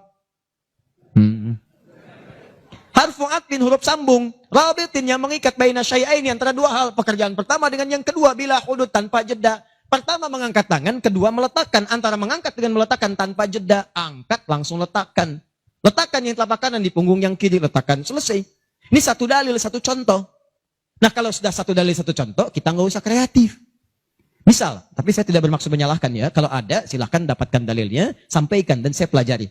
Angkat misalnya, letakkan langsung. Ah, nggak enak Ustaz. Masa kiri duluan?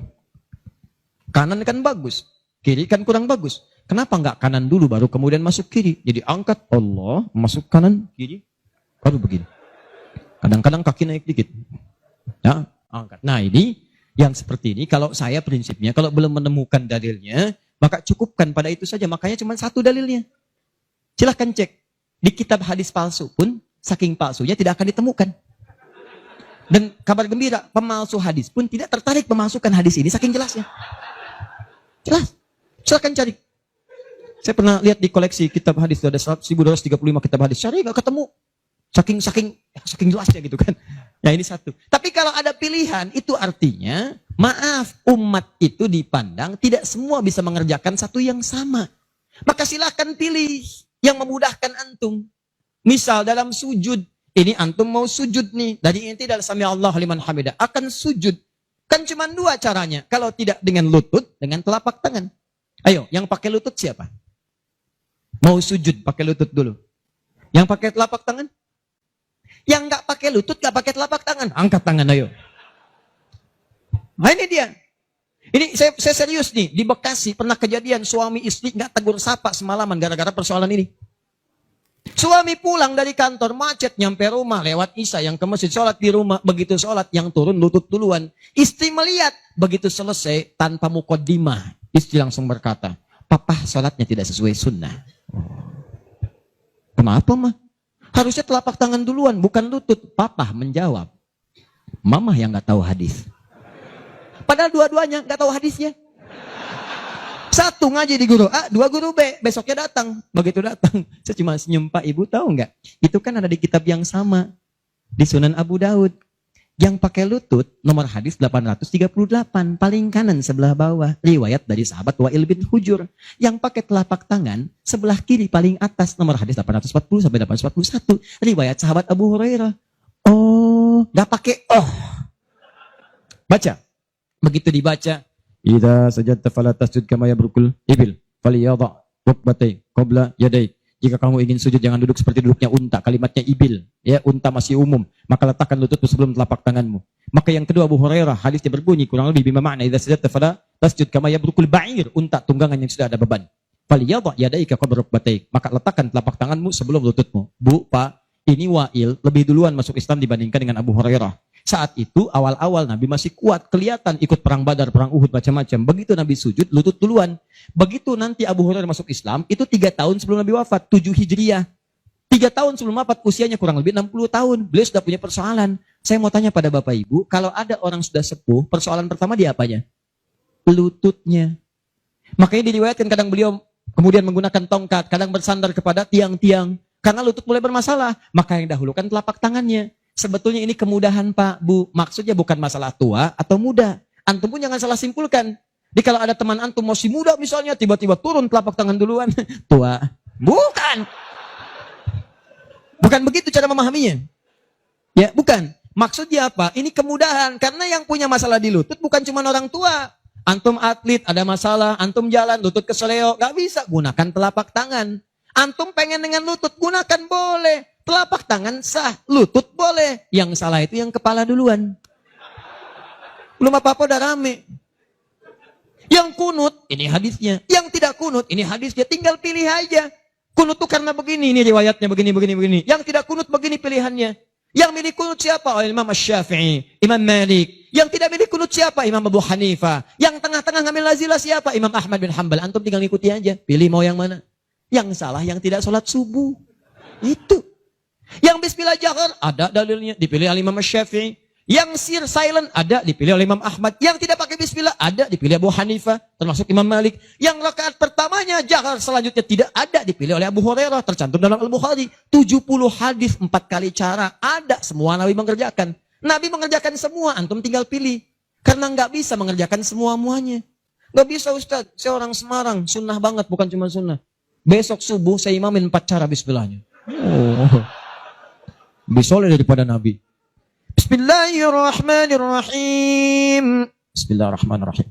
Tidak dibaca sama sekali. Oh iya. Itulah yang disebut dengan pilihan. Ma dhahaba ilaihi. Ma sesuatu dhahaba ilaihi yang condong untuk dipilih karena memudahkan. Disingkat jadi madhab. Madhab. Dari ma dhahaba ilaihi. Ada singkatan. Di Arab ada singkatan. La hawla wa la quwwata illa billah hawqala. Bahkan ayat Al-Quran itu ada ungkapan singkatannya. Bismillahirrahmanirrahim. Basmalah. Alhamdulillahi rabbil alamin. Alhamdulillah. Sudah 9:30. Saya kira teman-teman karena waktunya terus beranjak, saya cukupkan mungkin kita sama-sama tutup dengan mengucapkan hamdalah. Hamdalah. Tidak. Alhamdulillahi rabbil alamin. Enggak, itu contoh tadi, bukan belum selesai kita. Contoh. Masih sampai subuh, tenang. Nah, contoh, hamdalah alhamdulillahi rabbil alamin. Jelas? Inilah diantara amalan yang bisa menguat. Kalau sudah begitu ilmunya luas, wawasan luas, tidak akan ada pertikaian dan sebagainya. Yang ada dalilnya, itu yang kita pedomani. Yang tidak ada, kita pelajari. Kata Nabi, kamu tidak diutus untuk memaksa orang. Ingatkan, kalau mau ingat, alhamdulillah. Kalau tidak, jangan jadi musuh. Jangan sampai perbedaan antum menghambat antum untuk minum teh bersama. Begitu Ferguson. Akhir. Sepakat ya? Sepakat. Sudah bukan zamannya ribut sana sini. Sudah silahkan aja ya. Sepanjang ada dalilnya itu kita kerjakan. Yang penting ngaji dengan baik. Terakhir, saya tutup betulan ini. Ya, betulan. Terakhir, kita nggak ngerjain amalnya, tapi dapat transferan pahalanya. Kita tidak mengerjakan amalnya, tapi pahalanya dapat. Apa di antara amalan itu? Nah, ini yang kedua yang mau saya sampaikan. Ada 3 peluang amalan. Saya sampaikan dengan cepat. 1, share pengetahuan. Sharing, bagi. Itu yang diisyaratkan Quran surah ke-9 ayat 122. Dengan Quran surah ke-58 ayat ke-11. Luaskan. Ya ayyuhalladzina amanu idza qila lakum tafassahu fil masajid. Ya fil majalis fafsahu yafsahillahu lakum. Hai orang-orang beriman, jika dikatakan padamu luaskan majlis, luaskan. Maksud di situ luaskan ada 2. Satu, luaskan tempat. Jadi kalau ada orang berdesak-desakan, antum masih ada space, jangan ditutup-tutup, buka, luaskan. Yang kedua, maksudnya luaskan itu diperluas infonya. Sampaikan. Mungkin antum nggak bisa datang, tapi ketika antum sampaikan infonya, Allah dari informasi antum ada 10 orang datang. Antum dapat pahala dari 10 orang itu tanpa dikurangi sedikit pun. Bagaimana Ustadz kalau kita nge-share aja tapi nggak usah datang, semua nge-share gitu kan? Dikosongnya. Tidak, itu prinsip pertama. Luaskan kebaikan. Dua,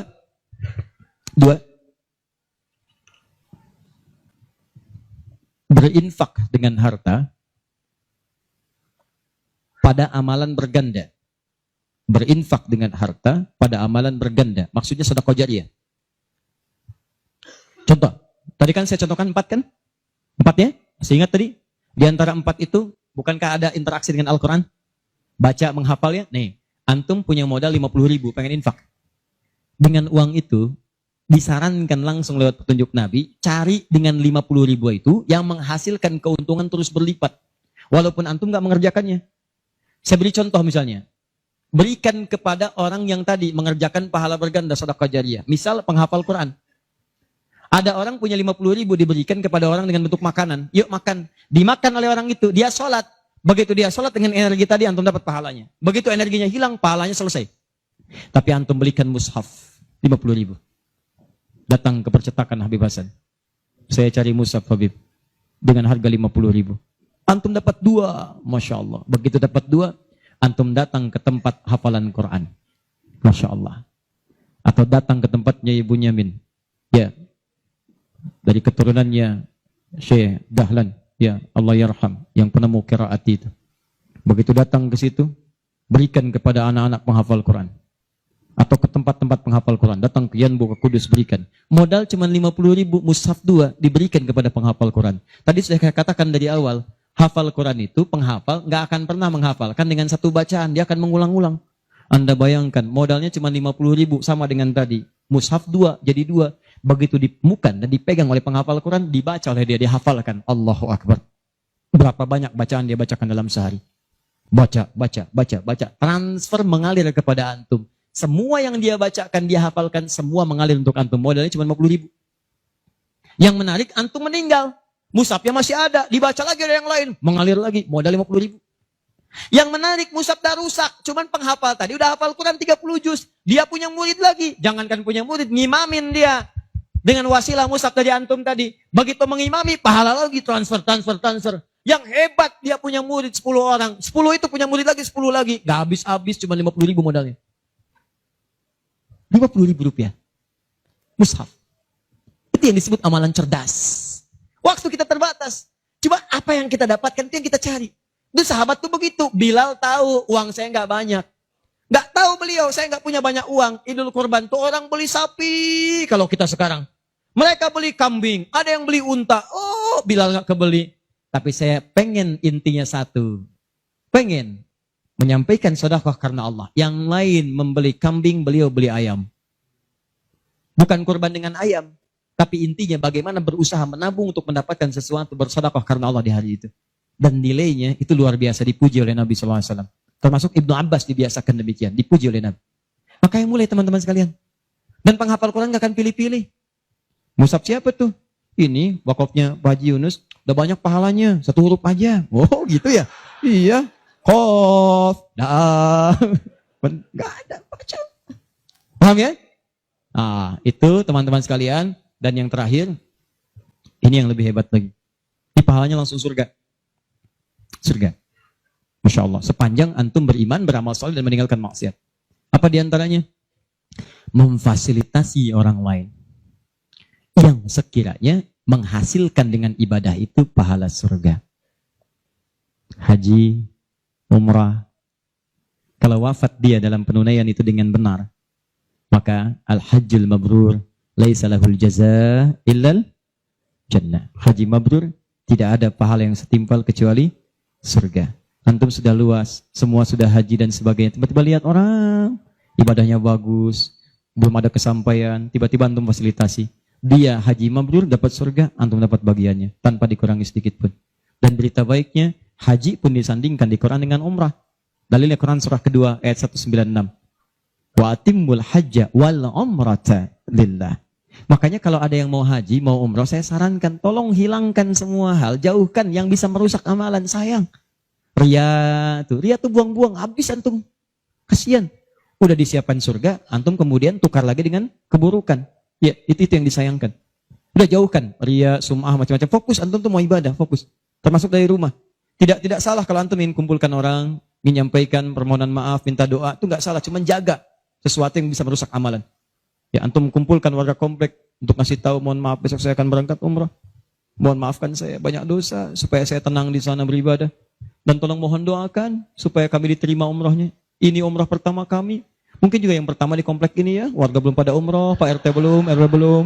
Insya Allah di sana kami doakan supaya bisa umroh. Habis tuh amalan. Jelas ya? Baik.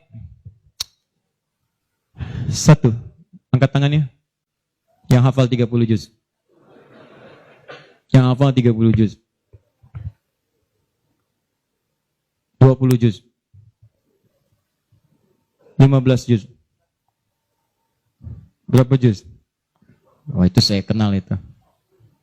Berapa juz? 26. Boleh sini. Oh, wajahnya mirip Kamil. Sini, sayang. Sini. Bismillah. Tanya. Namanya siapa? Hafid. Hafid. Baik, Hafid. Ayah masih ada? Masih. Ada ibu? Masih. Masih adik? Masih. Ada berapa? 1. 1. Ibu ada berapa? 1. 1. Kan di hadis ada 3. Ibumu, ibumu, ibumu. Terus ayahmu. Jadi ibumu berapa? Wah ya, bukan gitu cara bacanya. Dia ada anak sekolah pulang dari pesantren, bapaknya ngetes, belajar hadis apa? Berbuat baik pada orang tua. Di situ disebutkan berapa kali? Ibumu. 2, ibumu. 3, ibumu. 4, ayahmu. Ibu ada berapa? 3. Ayah berapa? 1. Nah, sampaikan itu pada ibu di dapur. Wah. Begitu ya Pak, datang ke dapur, ibunya lagi motong terong. Begitu mau datang disampaikan, tiba-tiba ada sesuatu yang terjadi. Apa itu? Nanti lain kesempatan saya kisahkan. Hafid, 26 juz. Hafal berapa juz?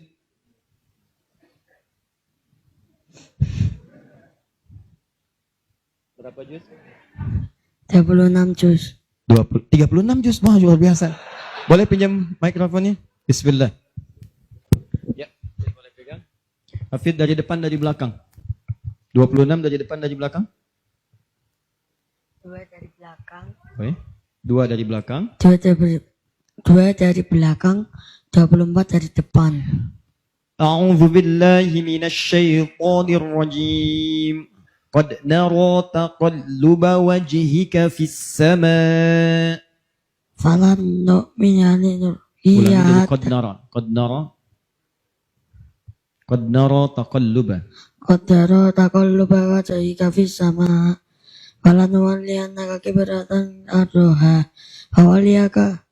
Ini agak ngantuk-ngantuk. Fawalli wajhaka satral masjidil haram. Wa aizuma kuntum fawallu wujuhakum satrah. Wa innal ladina lamuna. Alladzina. Wa innal ladzina. Wa innal ladina. Ulangi sekali lagi dari qad nara. Jawanya dikurangi sedikit. Qad nara taqalluba wajhika fis sama'. Ayo, bismillah. Qad nara. Qad nara taqalluba wajhika fis sama'. Qadara taqalluba wajhika fis sama. Falan walliyannaka qiblatan tardoha. Fawalli wajhaka satral masjidil haram. Wa aizuma kuntum tawallu wujuhakum satrah. Wa innal ladina la ya'lamun. Innal ladzina. Siapa yang mau lengkapi? Angkat tangan. Antum sini. Enggak apa-apa, di sini dulu.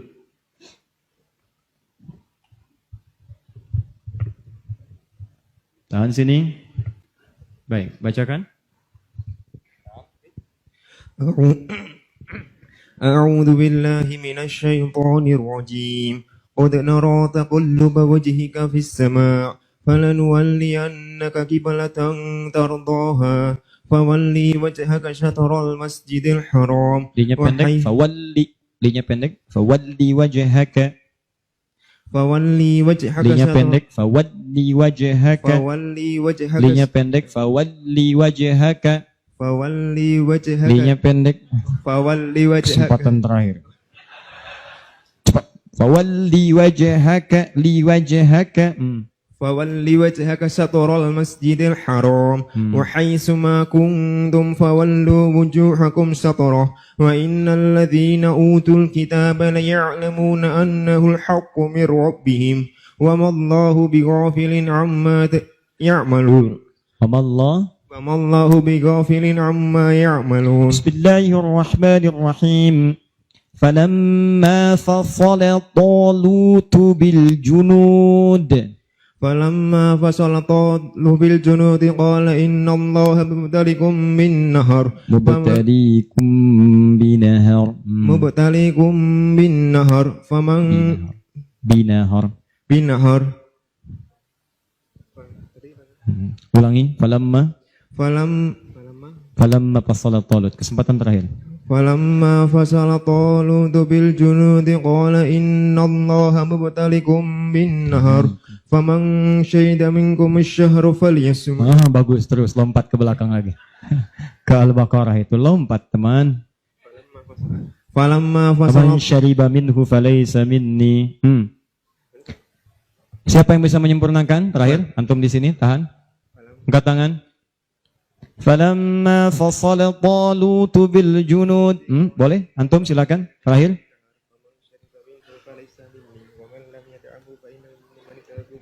baik kasihkan sebentar bismillah fadlan فلما فصل طالوت بالجنود قال إن الله مبتليكم بنهر فمن شرب منه فليس مني ومن لم يطعمه فإنه مني إلا من اغترف غرفة بيده فشربوا منه إلا قليلا منهم فلما جاوزه هو والذين آمنوا معه قالوا لا طاقة لنا اليوم بجالوت وجنوده قال الذين يظنون أنهم ملاقو الله كم من فئة قليلة غلبت فئة كثيرة بإذن الله والله مع الصابرين. طيب وقالوا لن تمسنا النار إلا أياما معدودة قل أتخذتم عند الله أهدا فلن يخلف الله أهده أم تقولون على الله ما لا تعلمون ذلك بأنهم قالوا لن تمسنا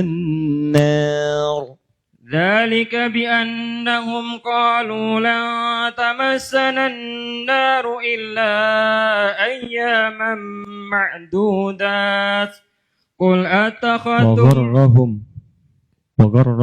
وغرهم في دينهم ما كانوا يفترون. Antum hafal berapa juz? Dulu 30 sekarang Juz 30. dulunya sekarang lupa-lupa. Sekarang lupa-lupa. Kenapa lupa? Ya, faktor banyak. Faktor banyak. Baik. Faktor banyak. Teruskan ya. Sampai 30 juz ya. Insyaallah. Sampai selesai ya. Insyaallah ya. Baik. Maju sini. Teman antum siapa? Dzulkarnain dari pondok, nama asli Sugeng Riyanto. Sugeng Riyanto. Baik. Nama panggilan Dzulkarnain. Dzulkarnain. Baik. Antum sudah punya keluarga? Sudah anak 2. Baik. Mau nggak berjanji kita buat perjanjian? Apa ya? Sudah pernah lihat Ka'bah? Sudah pernah lihat Ka'bah? Apa itu? Ka'bah. Ka'bah itu bentuknya kotak. Kubus. Oh, iya ya. Terus kita kalau sholat ngadap ke sana. Ka'bah. Ka'bah. Ka'bah. Oh, Ka'bah. Ya, Hmm. Ka'bah. Sudah pernah lihat? Iya, iya. Di mana? Di Mekah. Di Mekah. Sudah pernah ke Mekah? Belum. Belum. Ada minuman nggak ya? Baik. Jadi lihatnya lewat apa? Lewat TV, lewat TV. Ya. Gimana kalau kita bikin perjanjian? Bagaimana? Kita fasilitasi antum lihat Ka'bah ke sana. Pulang dari sana, antum sudah lancar 30 juz. Sepakat? Bahkan Baik. Beliau kita hadiahkan umrah. Berangkat insya Allah. Ya, untuk menunaikan ibadah umrah. Nanti lihat Ka'bah di sana. ya. Tapi perjanjiannya antum mesti mengulang hafalan Quran langsung di depan Ka'bah dan di depan Raudhah di Masjid Nabi sallallahu alaihi wasallam. Sepakat? Menghafal. Mengulang karena antum sudah pernah hafal 30 juz. Minta di sana kepada Allah Ya, supaya dikuatkan hafalan ya. dan tidak diganggu dengan pekerjaan lain yang bisa merusak hafalan. Oh ya, Sepakat? sepakat. Yakin? Yakin. Mau tanya kawan, telepon teman? Tidak. Baik, untuk antum kita berikan hadiah umrah insyaallah. Nanti antum berangkat dan perjanjian kita dipegang. Antum sini. Berikan mic-nya. Antum mau baiknya juga ke Mekah. Nama siapa? Krishna. Krishna. Itu kalau malam atau siang? Pagi siang. Pas siang. Ada yang siang Krishna, malamnya Krisnawati. Udah pernah seorang diperiksa. Begitu kena razia dipanggil. Kamu siapa? Nia, Pak. Siapa? Nia. Yang benar, nama lengkap. Kurniadi. Berapa juz? 2 juz setengah. 2 juz setengah. Nyampe Cengkareng tuh. 2 juz setengah. Dari depan, dari belakang. Dari depan. Kuliah di mana? Poltekkes Poltekkes mana? Semarang. Tulungagung. Semarang. Semester berapa? 1. 1. Berapa semester? Semester 2. Semester berapa semester? Kuliahnya berapa semester? 4 tahun. 8 semester. 8 semester. Sudah 2. Tinggal 6 lagi. Ya. Baik. Berapa biayanya 1 semester? 6,5. 6,5. Kami tanggung biayanya, tapi dengan perjanjian mesti menghafal Quran sampai selesai. Jangan ketawa. Siap? Siap insya Allah. Siap. Jadi kalau tinggal 6 berarti 1 semester 5 juz. Siap? Siap insya Allah. Siap. Mudah insya Allah. Bisa. Siap? Siap. Kalau antum lulus 30 juz, satu dari situ tambahan lagi umrah. Siap insya Allah. Siap? Siap insya Allah. Yakin? Yakin. Disaksikan nih. Baik ya? Nah, satu. Hafid, sekolah di mana? PTYKA. Di mana itu? Kudus Kerandon. Kudus. Di Kudus. Kelas berapa? 5. Kelas 5. Mau berapa juz menghafal Quran? Mau berapa juz menghafalnya? 31 apa 32? 30 juz. 30 juz saja. Baik. Rencananya kalau sudah menghafal, untuk apa menghafal Quran? Dilancarkan dan membetulkan tajwidnya. Lancarkan membetulkan tajwid. Kenapa mau menghafal Quran? Agar bisa mencapai keluarganya. Agar bisa Mencapai keluarga. mensyafaati keluarga. Baik. Insya Allah ya. Mudah-mudahan dia kabulkan. Hafid mau apa? Kalau ditanya mau apa, kira-kira mau minta apa? Jangan dengarkan bisikan yang tidak jelas. Alladzi yuwaswisu fi sudurin nas. Itu minal jinnati wan nas. Mau minta apa? Tinggal setahun lagi, selesai. Selesaikan ya. Setahun lagi, Pak. Sisanya nanti kami yang tanggung ya. Biayanya. Kalau sudah 30 juz, insya Allah nanti boleh dapat hadiah umrah. Ya? Siap? Siap. Baik ya, insya Allah ya. Baik teman-teman, saya kira silakan bisa kembali ke alamnya masing-masing, tempatnya masing-masing. Saya kira ini pertemuan kita di malam hari ini. Semoga Allah memberikan kemuliaan pada kita semua. Saya mau infokan beberapa informasi. Pertama, insya Allah seperti tadi janji saya, 46 komunitas yang telah bergabung, kami akan hadiahkan sebagai tanda perkenalan sebanyak 4.600 mushaf. Masing-masing komunitas mendapatkan 100 mushaf insyaallah, atau sesuai dengan jumlah komunitasnya. Nanti kami kirimkan setiba di Bekasi, kami koordinasi langsung kami kirimkan.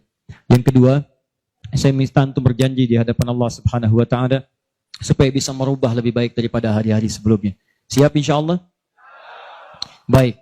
Yang ketiga, ini penting, nanti insyaallah kita ada kelas-kelas Quran dan yang lainnya. Untuk Kamis malam Jumat ini memang baru bertempat di Bekasi. Ada pembagian 10.000 gratis untuk buku sebagai pengantar mushaf. Nanti kalau sudah cetak mushafnya, kita akan datang ke beberapa kota untuk memberikan petunjuk menghafal Quran dengan cepat. Dan ini bukan hafalan biasa. Jadi kalau sekarang orang menghafal 30 juz seperti tadi disebutkan, tapi yang kami tawarkan itu menghafal Quran dan Qurannya jadi pedoman dalam diri kita. Jadi ketika Anda melihat ayat-ayat Quran tentang penglihatan, membimbing melihat kita, ini yang harus dilihat, ini tidak.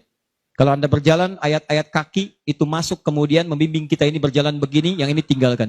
Nanti insya Allah saya berikan kisi-kisinya. Ya. Nah, itu nanti kurang lebih bulan depan lah. Kita kemudian adakan itu. Mudah-mudahan sudah selesai mushafnya. Nanti tunggu informasinya. Insya Allah pertemukan kita kembali dalam kebaikan. Terakhir, saya punya satu permintaan. Boleh? Satu ini saja. Mohon dalam setiap sujud antum, baik tahajud atau sholat atau yang lain, saya cuma minta mohon doakan kepada Allah agar Allah mengampuni dosa-dosa saya dan keluarga. Itu saja. Saya tidak minta banyak, semoga Allah muliakan antum semua. Dan yang lainnya, nanti barangkali panitia menyampaikan, ada door prize, entah apa itu namanya, wallahu a'lam. Semoga yang terbaik untuk antum seluruhnya. Demikian, subhanakallahumma bihamdika, asyhadu an la ilaha illa anta astaghfiruka wa atubu ilaik. Allahumma rabbana taqabbal minna innaka antas sami'ul alim, wa tub alaina innaka antat tawwabur rahim. Rabbana la tada'lana fi maqamina hadha wa fi kulli maqamin dhanban illa ghafarta, wa la hamman illa farajta, ولا دينا إلا قضيته ولا مريضا إلا شفيته ولا حاجة من حوائج الدنيا والآخرة فيها لك رضا وفيها لنا الصلاة إلا قضيتها يا أرحم الراحمين. اللهم ربنا آتنا في الدنيا حسنة في الآخرة حسنة وقنا عذاب النار. فضلك سبحان ربك رب العزة عما يصفون والسلام على المرسلين وآخر دعوانا أن الحمد لله رب العالمين. السلام عليكم ورحمة الله وبركاته.